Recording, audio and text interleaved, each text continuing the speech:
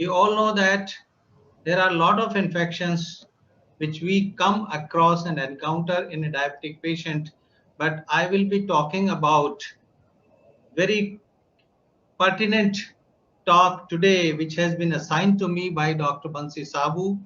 We know that the necrotizing fasciitis, malignant otitis externa, the Fournier's gangrene, sauce sepsis, and mucormycosis, these are the various infections which we come across. And these infections, they need intensive treatment with antibiotics, surgical debridement, insulin, antifungal medications. And the literature review that suggests that cellular defense mechanisms may be impaired in people with diabetes. So I will be talking about the mucormycosis. So these are the various infection I have just told you about that. Coming to mucormycosis, which is uncommon but fatal fungal infection and usually affects the patient with altered immunity. Patient may not be diabetic, but definitely there is a role of altered immunity. The angio-invasive disease, which is caused by mold fungi of the genus Rhizopus, mucor, rhizomucor, and many more.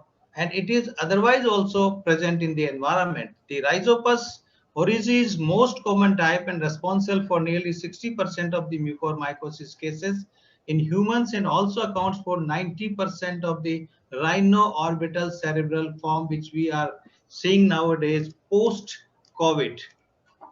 And the mode of contamination occurs through the inhalation of the fungal spores.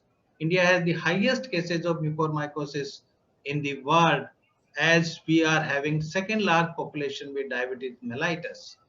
And many researches are going on. There are many systemic reviews, and our dear friend Dr. A.K. Singh, everybody and anybody knows Dr. A.K. Singh regarding the meta-analysis and the systemic reviews, and they have presented online paper on 21st of May, mucormycosis in COVID-19 cases reported worldwide and in India, and the increasing case reports of rhino-orbital mucormycosis in people with coronavirus disease, especially in India, and diabetes in itself is an independent risk factor for both severe COVID and mucormycosis. We see that the primary reason that appears to be facilitating mucorales spores to germinate is an ideal environment of low oxygen, that is hypoxia, high glucose, diabetes, new onset hyperglycemia in COVID patients, steroid induced hyperglycemia, and already existing diabetic patients, uncontrolled diabetes. Then comes the acidic medium when there is metabolic acidosis or diabetic ketoacidosis, high iron levels, increased ferritins, decreased phagocytic activity of the white blood cells due to immunosuppression, prolonged hospitalization with or without mechanical ventilators. COVID-19 often causes endothelialitis, endothelial damage, thrombosis, lymphopenia, and reduction in CD4 plus and CD4 8 plus levels, and this predisposes to secondary or opportunistic fungal infections. And this is, we can see that in COVID-19 on one side is the pre-existing diabetes, and on the other side is the corticosteroid, which is the sheet anchor part of the treatment of COVID-19, leading to acute hyperglycemia, new onset hyperglycemia, diabetes. In certain patients, there may be diabetic ketoacidosis, increase in cytokines, interleukin 6, ferritin, and all these inflammatory markers we have been doing during the management of COVID-19. And ultimately, there is increase in the endothelial receptor glucose regulated proteins CA78 and leading to mucormycosis. Now, the free available iron is an ideal resource for mucormycosis. Hyperglycemia, again, that causes glycosylation of the transferrin and ferritin and reduces the iron binding, allowing increased free irons.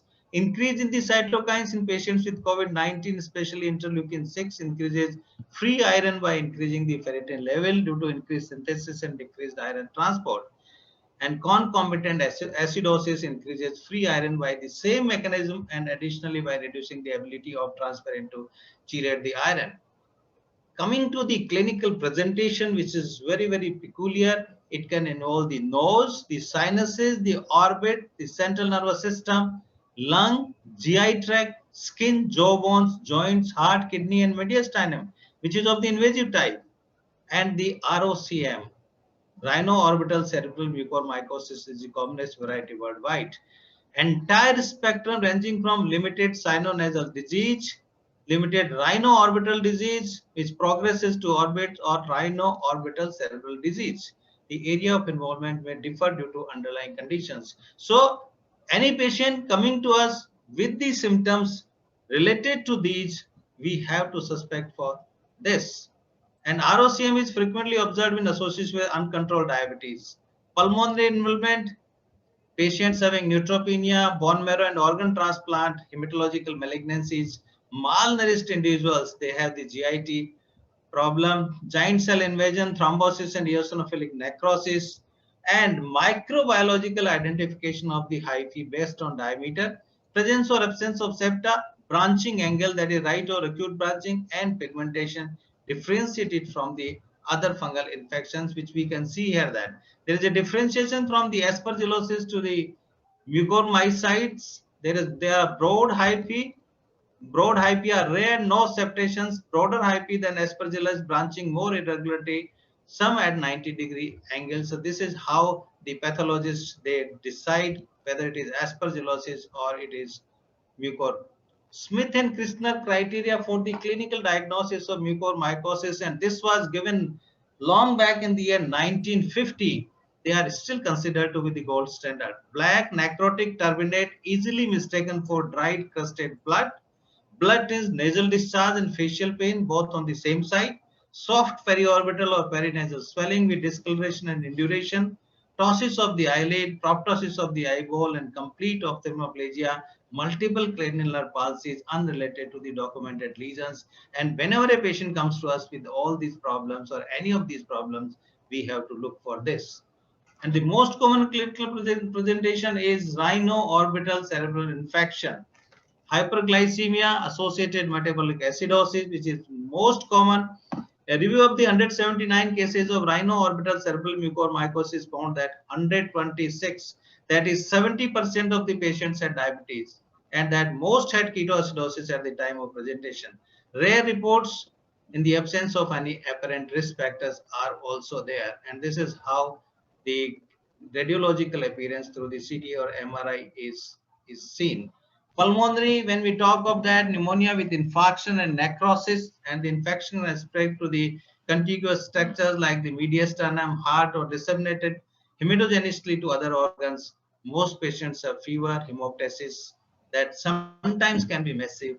Hematological malignancies, treatment with glucocorticoids or deferoxamine, and solid organ transplantation. Pulmonary is less common than rhino-orbital cerebral infection in diabetes, and this is the picture what we see in the lung of a patient of mucormycosis. Diagnosis: suspect in high risk patients, go for the endoscopic evaluation to look for tissue necrosis and to obtain the specimens. Presence of the characteristic hyphae in a clinical specimen provides a presumptive diagnosis, and further evaluation includes imaging to gauge sinus involvement and to evaluate contiguous structures such as the eyes and the brain. The diagnosis of pulmonary mucormycosis is difficult because the presentation does not differ from pneumonia due to other angio-invasive modes. Isolating an agent of mucormycosis from the respiratory culture in a high-risk patient with a compatible clinical presentation is an indication for starting the empiric therapy. Broad non-septate hyphae, which is often the first indicator of mucormycosis. However, in month series, only 25% of the sputum or bowel specimens were positive pre-mortem. Coming to the treatment part, it involves a combination of surgical debridement of involved tissues and antifungal therapy, elimination of the predisposing factor like the infections such as hyperglycemia, metabolic acidosis, deferoxamine administration, immunosuppressive drugs, and neutropenia is also critical.